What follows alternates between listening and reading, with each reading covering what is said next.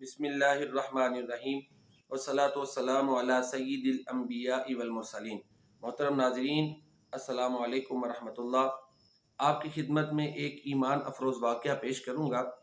مصر کی ایک معلمہ کا یہ عمل تھا کہ وہ نیکی کے کام میں تاخیر نہیں کرتی تھی، اور اس نے یہ عمل قرآن کریم کی اس آیت مبارکہ پر عمل کرتے ہوئے اخذ کیا تھا، وَعَجِلْتُ إِلَيْكَ رَبِّ لِتَرْضَىٰ، اے میرے رب میں تیرے پاس جلدی اس لیے آیا تاکہ تو راضی ہو جائے۔ یہ موسیٰ علیہ السلام کا فرمان ہے جو سورہ طٰہٰ میں موجود ہے۔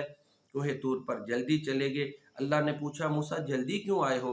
تو سیدنا موسیٰ علیہ السلام نے عرض کی، اے اللہ میں جلدی اس لیے آیا ہوں تاکہ تو راضی ہو جائے۔ تو اس آیت مبارکہ سے اس کا یہ استدلال تھا کہ وہ نیکی کے کام میں تاخیر نہیں کرتی تھی، نیکی کا کام فی الفور کرتی تھی۔ چنانچہ ایک دفعہ ایسے ہوا کہ اس کے خامن نے اس کو فون کیا کہ میرے لیے فلاں ڈش جو ہے وہ تیار کرو۔ ڈش اس طرح تیار ہوتی تھی کہ انگور کے پتوں میں چاول ڈال کر الگ الگ پتے میں جو ان کو پکانا پڑتا تھا۔ یہ ایک ٹائم کنزیومنگ ڈش تھی، یعنی ایسی ڈش جس کے بنانے میں بڑا وقت لگتا ہے۔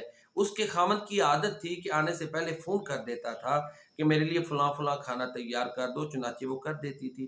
اس دن ایسے ہوا کہ وہ ابھی کھانا تیار کر رہی تھی، مکمل تیار نہیں کیا، تقریباً 3 پتے رہ گئے تھے جن کو اس نے تیار کرنا تھا کہ اذان ہو گئی۔ اس نے کام کو چھوڑا، نماز پڑھنی شروع کر دی۔ سجدہ میں گئی تو وہیں پر ہی وہ اس کی رحلت ہو گئی، وفات ہو گئی۔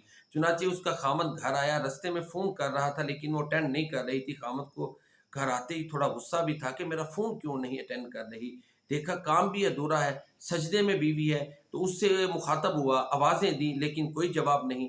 دیکھا تو وہ حالت سجدہ میں ہی انتقال کر چکی تھی۔ دیکھیں نا، اگر وہ نیکی کے کام میں تاخیر کرتی، ہو سکتا ہے کام کرتے ہوئے کچن میں اس کی موت آ جاتی۔ یہ تو ایک امکان، میں فرضیہ بتا رہا ہوں نا۔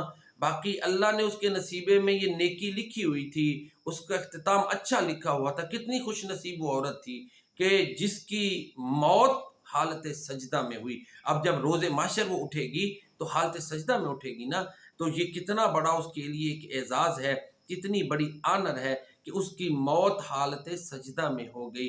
تو یہ اللہ کو اس کے عمل یہی سمجھ آتی ہے نا، اس کے عمل کا یہ اس کو پھل ملا اللہ کی طرف سے، جو وہ نیکی کے کام میں تاخیر نہیں کرتی تھی۔ تو لہٰذا ہمارے اندر یہ سستی آ جاتی ہے، اچھا جی نماز کا وقت ہو گیا، پڑھ لیں گے، فلاں کام ہے پڑھ لیں گے، ابھی بڑی زندگی ہے، بڑا کچھ کرنا ہے اور کر لیں۔ تو یہ جو ہمارے اندر لیت و لال ہے نا، اور یہ سستی اور تساہل ہے، یہ درست نہیں ہے۔